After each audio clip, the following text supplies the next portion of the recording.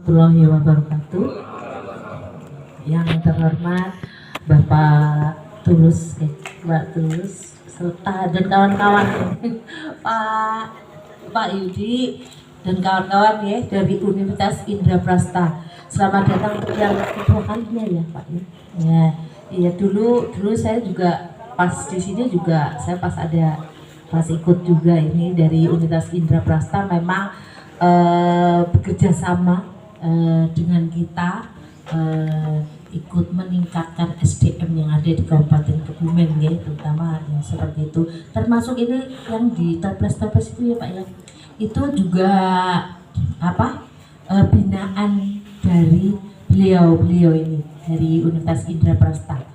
Jadi berarti meningkatkan SDM untuk memanfaatkan apa yang ada di sekitar kita, termasuk ini biogas, kemudian itu pengolahan produk pertanian dari singkong sehingga menambah nilai tambah nih dari komoditi pertanian. Kemudian yang saya hormati juga rekan saya nih Pak Dr. Hewan Martono, ini nanti akan menjadi narasumber juga. Kemudian yang saya hormati Bapak Kades Rejo ya Pak ya. Kemudian saya hormati Bapak Kades Buayan, ini juga hadir di tengah-tengah kita, yang sudah di sana sudah ada produknya. Ini dari juga difasilitasi oleh Universitas Indraprasta ya.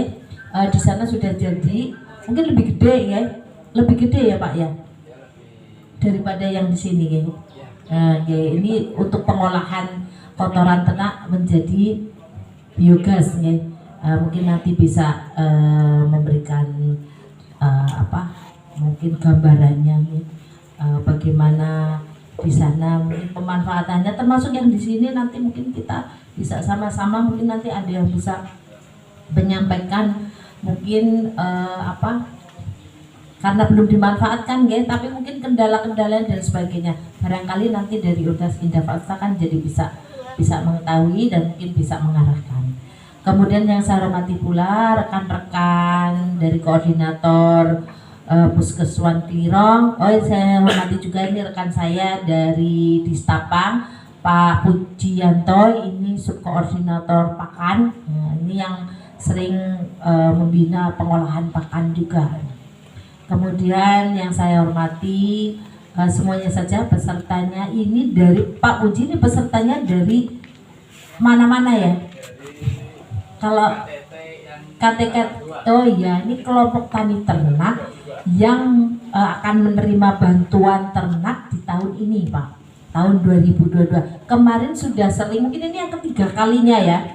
Ketiga kalinya, kalau yang pertama kita sosialisasi dulu, nanti akan mendapatkan apa, misalnya kan macam-macam Pak, sesuai dengan permintaan, misalnya ada yang sapi, ada yang kambing, ada yang ya gitu ya. Nah terus kedua kita juga undang lagi untuk pembinaan budidayanya. Nah kemarin juga diundang untuk administrasi kelompoknya. Jadi memang untuk menjadi kelompok yang menerima bantuan, administrasi juga harus tertib. Jadi tetap harus dipelajari gitu, karena bukan hal yang mudah. Kemudian yang kali ini kita undang untuk ini pelatihan atau pembinaan nanti limbah ternak menjadi biogas, karena nanti yang dimiliki pun tentunya akhirnya semuanya bisa dimanfaatkan. Harapannya kan seperti itu ya Pak ya. Bahkan limbahnya pun supaya kandang tetap bersih, tapi limbahnya juga bisa dimanfaatkan. Secara otomatis jadi kandangnya jadi bersih karena selalu tiap hari dimanfaatkan untuk biogas. Nah mudah-mudahan nih harapannya nanti juga begitu ya Pak ya. Setelah pembinaan ini mungkin ada yang kenteng nanti, ini ternaknya juga belum datang Pak ya. Tapi meskipun ternaknya belum datang kan semuanya sudah pada punya ternak ya. Ya kan sudah melihara ya.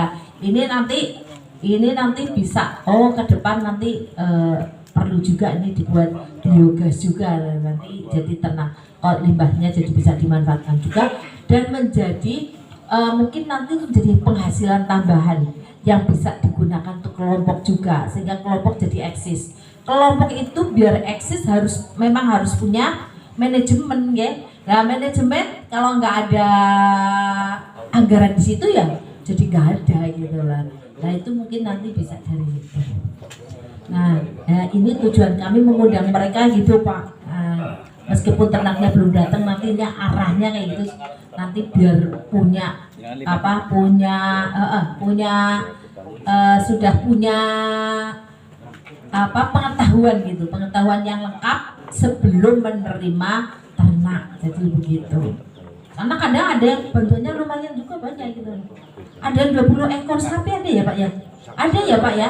Yang menerima 20 ekor sapi rencananya ada kan? Ada Bu. Ada. Mana Pak? Tahun depan Bu. Oh iya. Oh, keren ini 20 ekor. Jadi nanti tolong ini benar-benar disimak ya. Ini pengetahuan yang bagus banget loh nantinya. Nah, kan ini contohnya Pak Kades Banyu Modal aja sudah jadi kari bahan bakunya yang belum ada ya Pak ya. Jadi malah bahan bakunya limbah ternak itu yang belum ada coba. Pak Kades ada tawaran tapi jauh. Jauh ongkose jopo ora cocok karo regane karo limbah kan kayak gitu. Nah ini nanti makanya ini pengetahuan ini nanti bisa diterapkan, apalagi ternaknya banyak, nah kan limbahnya semakin banyak, pemanfaatannya jadi akan lebih bagus. Assalamualaikum warahmatullahi wabarakatuh. Yang sama-sama kami hormati Ibu Kepala Bidang Ibu Retno, Pak Dr. Matono, Pak Puji, yang kami hormati Kades dari Regenrejo, Pak Ismail, dan Pak Kades Banyu Modal yang sampun rawuh, rekan-rekan dari kelompok tani, kelompok ternak ya, kelompok tani ternak yang kami banggakan. Sebelumnya kami memperkenalkan diri.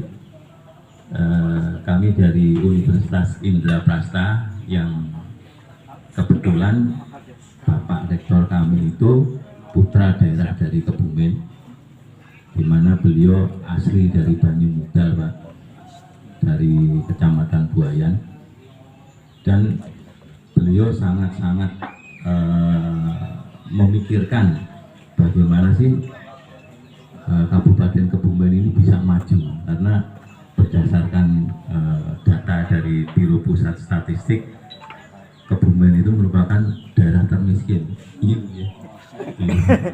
Kabupaten di seluruh Jawa Tengah. Nah, dengan adanya seperti itu, Pak Rektor itu nggak setuju, nggak masuk akal. Karena apa?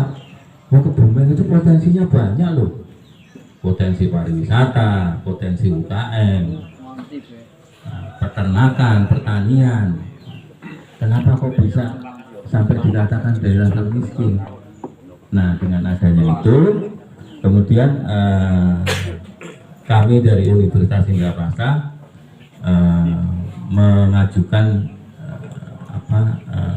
permohonan kerjasama, di mana kerjasama itu sudah dituangkan di dalam perjanjian kerjasama Pak, antara Pak Bupati dengan Pak Rektor. Sekaligus di dalam perjanjian itu kita sebagai akademisi untuk mengimplementasikan Tridharma perguruan tinggi. Jadi di perguruan tinggi atau pengajar di universitas atau dosen yang kayak seperti kami ini tidak hanya mengajar saja Pak, kewajiban kita ada 3. Yang pertama mengajar, yang kedua itu mengadakan penelitian, yang ketiga adalah pengabdian masyarakat. Nah, kami datang ke sini ini dalam rangka mengabdi kepada panjenengan sedaya, supaya apa? Supaya terjadi peningkatan perekonomian. Nah, dengan Pemkab Kebumen kita sudah kembangkan dari beberapa UKM, salah satunya UKM batik, kemudian lanting kita juga pendampingan, kemudian ada eyek-eyek, kemudian ada leper, emping, dan sebagainya.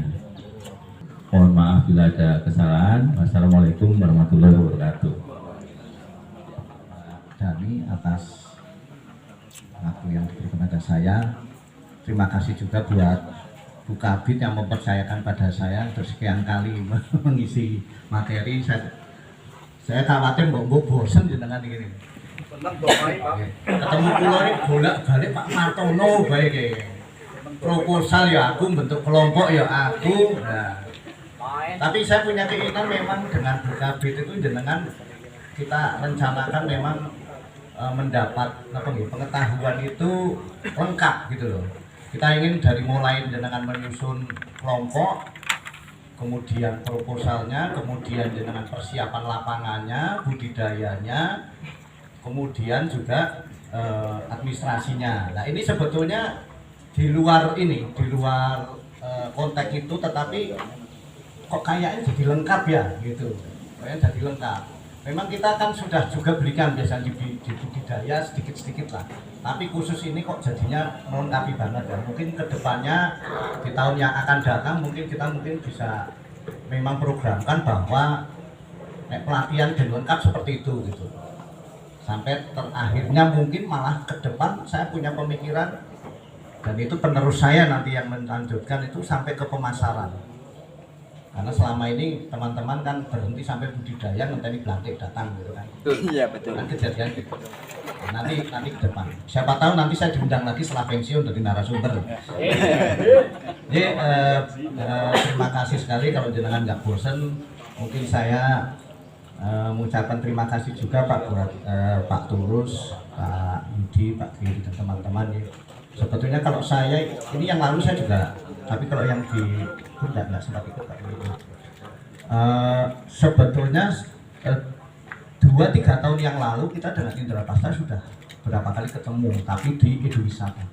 Iya Pak, sampai ada kunjungan dari Panti Asuhan dan teman-teman Indra Pasta pada waktu itu, karena saya waktu itu mengelola Eduwisata di Setiadi, Kampung Sapi PO, itu sudah ketemu. Ya, waktu itu Bu Kepala Dinasnya masih Bu Puji, ya, sampai Ibu juga ikut ya, Bu istrinya Pak Rektor juga ikut ya, beberapa gimana ya, sampai rombongan kita sampai. Jadi waktu itu memang sudah cikal bakalnya kerjasama sudah mulai pada waktu itu. Terus kemudian ada yang dikirim juga gitu ke Eduwisata kita di Setiadi Puring pada waktu itu. Terus kemudian kita ada pandemi ya, terus kita 2 tahun itu, kemudian di sana juga tidak dapat pendanaan lagi, semuanya juga direfocusing. Akhirnya kita kalau orang Kebumen, Rika kon pusing, sampean kon mumet gitu loh bahasa Inggrisnya gitu. Mungkin kalau ada yang pertama ketemu saya perkenalkan diri Pak, buat teman-teman juga di Indra Pasta. Saya Martono Pak, saya dokter hewan dari UGM. Sudah saatnya melengsar ke Prabon ini. Tahun depan saya pensiun, jadi orang bilang Martono AP itu AP-nya pensiun. Kalau bahasa Indonesia akan pensiun ya. Ada yang bilang ahli peternakan ya, matur nuwun, bahkan enggak ahli betul. Ya, itu saya SD Negeri 1, SMP Negeri 1, SMA Negeri 1, masuk Perintis 1 lah itu. Jadi Wonosobo semua Perintis 1-nya di waktu itu masih Perintis 1 Pak. Itu di Jogja. 10 tahun di swasta. Jadi sebelum pegawai negeri saya di luar negeri. Maksudnya di swasta, orang usah ngumpul sih. Saya ke luar negeri baru sekali aja kecelakaan itu kan, teman saya enggak. Nah itu dari saya ke luar negeri baru sekali tok, itu seminggu tok di Darwin pada waktu itu seleksi sapi pada waktu itu. Kecelakaan dan teman saya pada waktu itu enggak kecelakaan.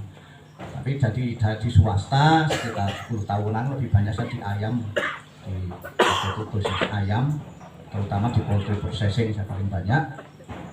Nah, di itu kemudian ilmu saya kemudian saya cari-cari lagi. Memang kalau di poultry processing itu sangat dekat dengan lingkungan, sangat dekat, harus mempelajari lingkungan karena sangat mempengaruhi limbahnya ke lingkungan. Karena pemotongan kita itu rata-rata seperti di Puring di sini 20.000 per hari, itu kapasitas yang kita izinkan.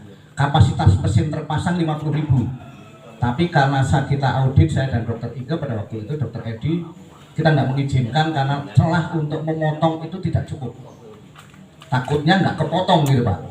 Jadi begitu jenengan beli kepalanya orang sesuai aneh, orang ada sembelihan itu, kita kecepatannya nggak bisa. Kita sudah coba kecepatannya nggak bisa. Hanya kita izinkan 20.000. Itu sangat erat hubungannya dengan pakan. Oke, saya minta izin berdiri. Oke. Duduk terus katanya enggak normal katanya kalau laki-laki duduk terus.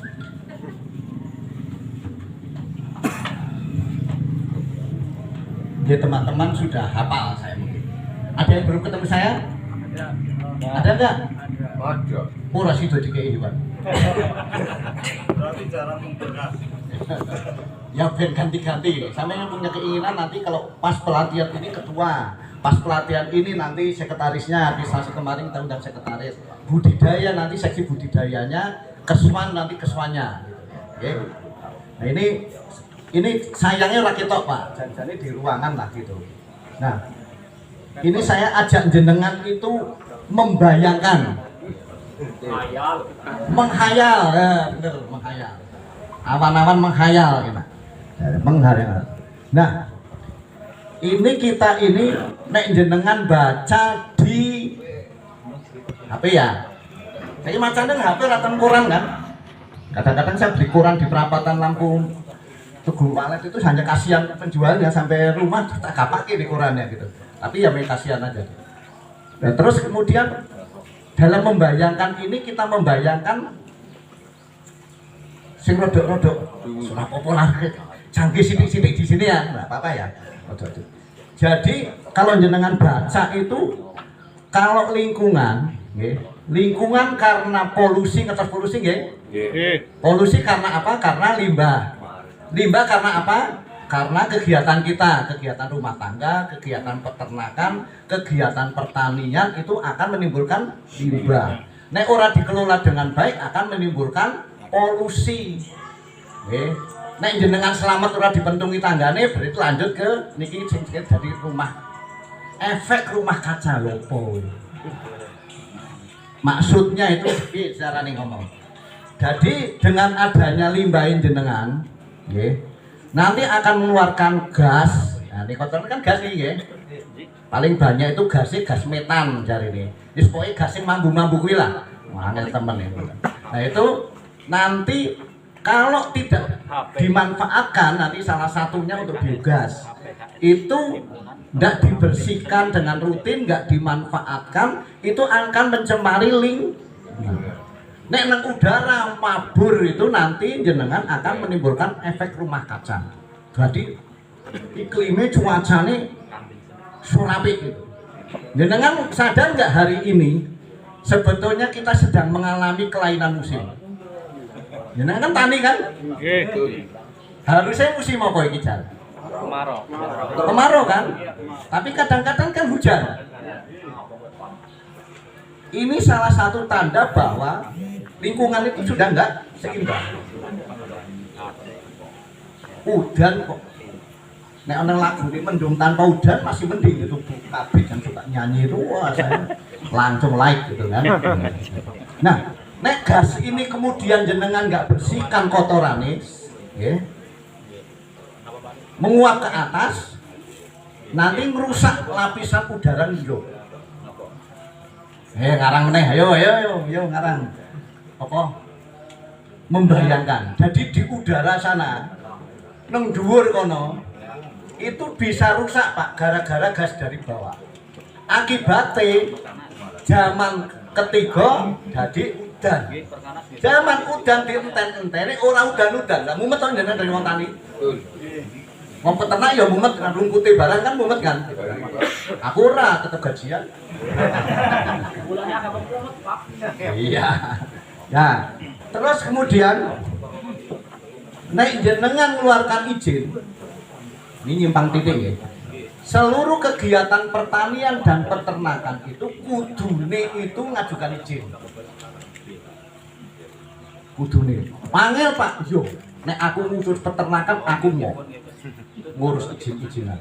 Biyen padahal saya yang ngurus pengampu perizinan. Jenengan itu sekarang nek ngurus izin tinggal klik-klik nang HP saka kamar mandi, nek aja ngasih teles HP-ne. Ayo kecemplung kaya Mbak Upi tombol kuwi, koncoku. Itu nanti ngeklik-klik daftar tok, modalnya hanya nomor HP, nomor induk kependudukan, terus kemudian email, Saiki ditambahi ki aku lucu juga ono BPJS barang janjane yang waduh. Tapi ya wis lah negara yang itu nanti dengan klik izin bisa metu, bisa print dhewe. Carane piye? Engko dingo dino. Ben aku narasumber maning. Nah, ditane ngono. Nah, sekarang Pak, dulu jenengan ngajukan izin, dokumennya perizinannya kandele iki se-HP iki Pak, setengah HP iki Pak. Wah aku ya wegah. Jadi jangan ngajukan izin peternakan ya, umpamanya Tajuk Jaya ngajukan izin peternakan. Neng dinas penanaman modal dan pelayanan satu pintu DPM PTSP ya, angel. Enggak usah orang-orang mlebu nang ujian. Itu nanti jangan akan minta rekomendasi dinas. Peternakan ini janjane bisa nggak direkomendasikan untuk dapat izin? Baru ajukan lagi ke kantor lingkungan hidup dokumennya semene kandere setengah ini dibahas oleh kita, oke baru keluar izin. Wah aku ya wegah Pak. Itu nggak peduli dengan duit sapi siji, duit sapi sewu nggak peduli. Sekarang enggak. Sekarang kalau kategori mikro kira-kira modalin jenengan di bawah 1 miliar, itu tinggal klik-klik, orang usah ke kantorku, orang usah ke lingkungan hidup, metu izin. Jadi ayo kalau kepingin aman, jangan punya usaha kelompok-kelompok ini diklikkan di izin. Nanti dibantu di dinas. Ya ada ini cara. Syaratnya itu aja. KTP. Nah, sing jadi masalah, nah ini lakoni. Begitu jenengan nyekel izin, contohnya nih standar usaha budidaya domba koton nih, izinnya itu 01441. Nah, jenengan karena di bawah itu tidak ada persyaratan apa-apa Pak. Mengklik-klik ya metu ngeprint dhewe. Izine nomor induk berusaha keluar, izin lingkungan keluar, izin usaha keluar. Aman. Ning nek jenengan nggak kelola lingkungan dengan baik, pelanggaran.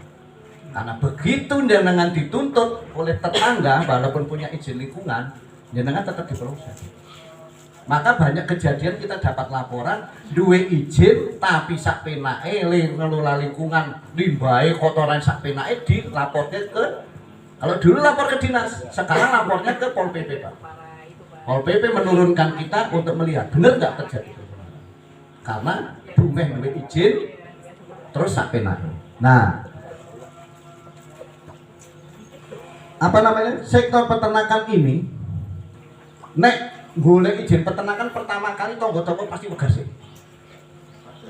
Nek nandur tanaman itu, tanaman hias gampang dapat izin. Begitu peternakan pasti sudah nggak mau dulu. Tetangga udah keberatan dulu.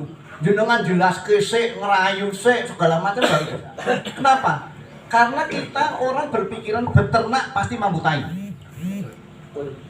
Apalagi jenengan orang biasa bersih-bersih gitu kan. Untuk jenengan mambune enak Pak. Untuk tetangga mambune beda.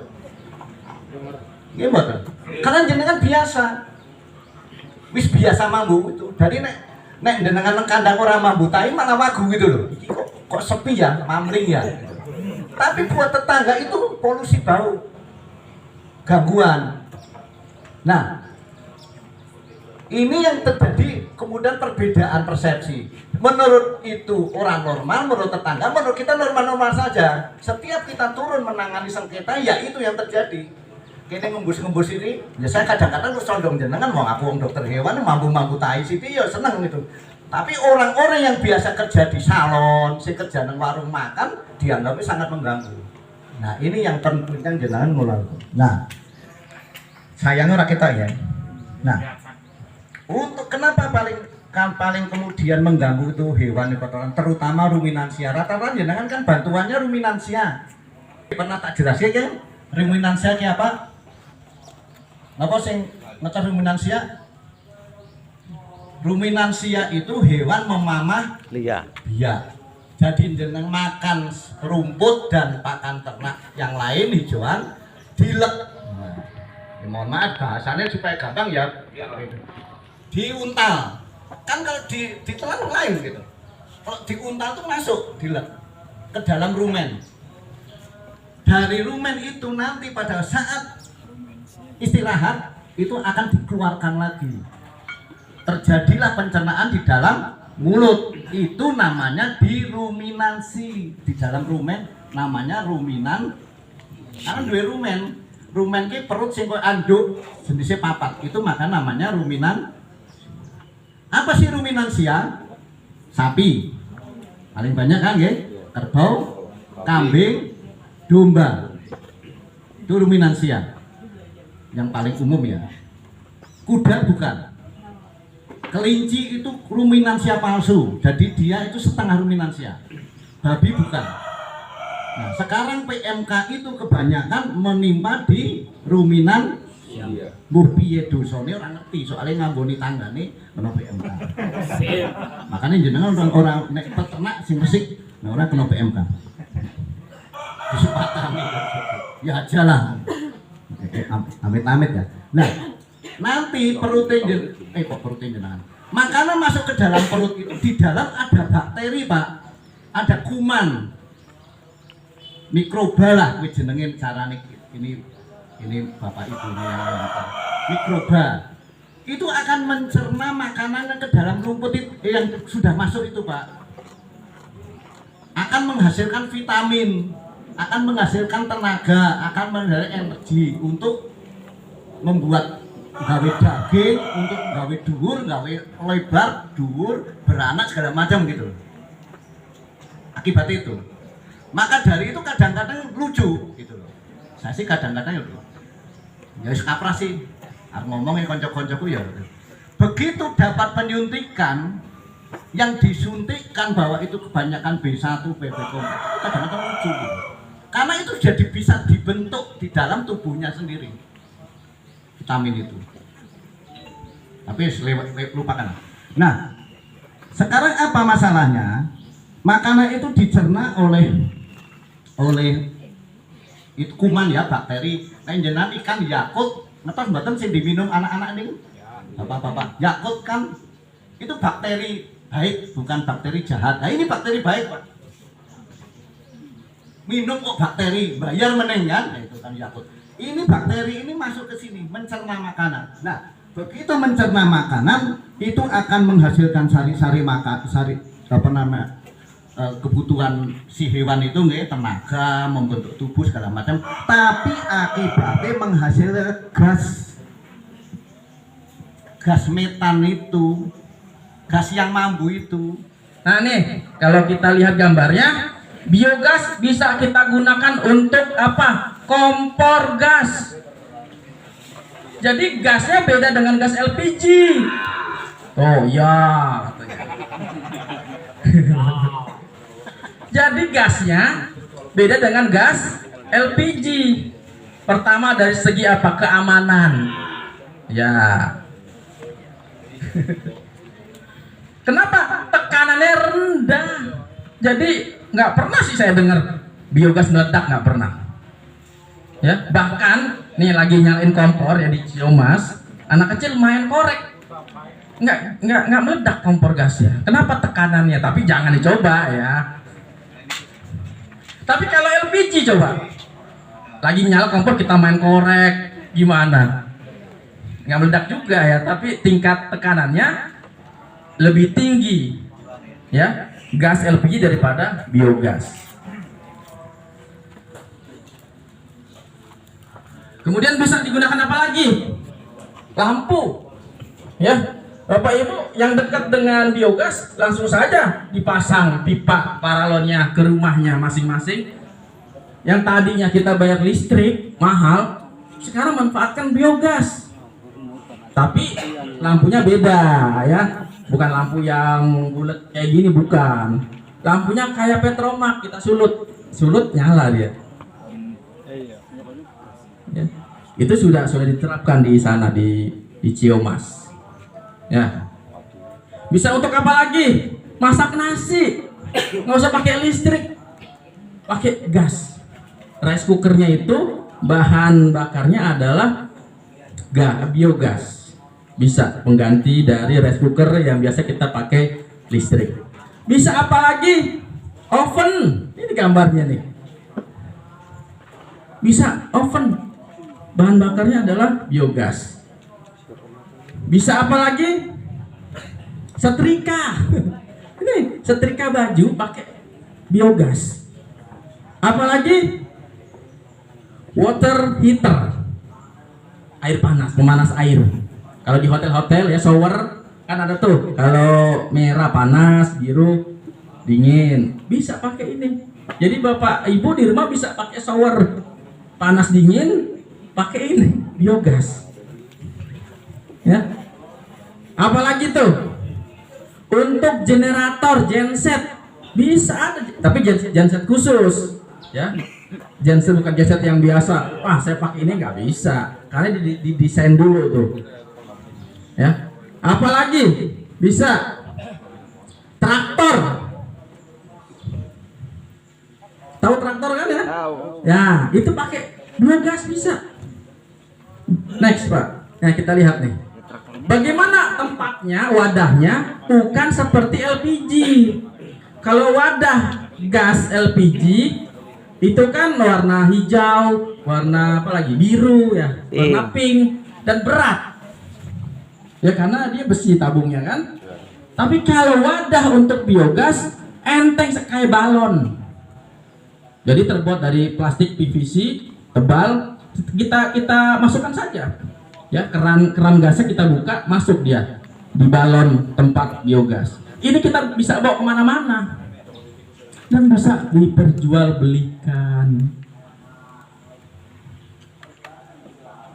Ini bisa diperjualbelikan, ya. Kalau sampai sudah produksi gas biogas, ya. Apa saja tadi yang bisa dikomersilkan? Tadi pupuk padatnya bisa kita kemas, kita jual. Pupuk cairnya bisa kita kemas, dengan berikan label, kita jual. Biourin, ya, dari air seninya sapi bisa kita kemas, kita jual. Jadi semuanya bermanfaat. Oke, next. Nah ini pupuknya ya, pupuk padatnya, pupuk cairnya, biourinnya ini. Dan sudah dilakukan di masyarakat Ciumas Bogor. Ya, jadi kita kalau di perguruan tinggi kan, kalau jangan sampai kita memberikan pengetahuan kepada peserta didik sebelum ada fakta ilmiahnya gitu. Ya apa yang kita lakukan ya sudah ada, sudah terbukti gitu. Jadi apa yang kita sampaikan ya kenyataan. Karena di universitas itu kalau kita sampaikan belum terjadi ya tidak boleh itu. Ya harus fakta. Apa yang kita sampaikan by data. Ini sudah terbukti dan teruji. Dan sudah diperjualbelikan pupuk padatnya, pupuk cairnya, biourinnya. Ya. Oke, next. Oke, sekian terima kasih. Mungkin nanti bisa langsung dilihat biogasnya ya, digesernya.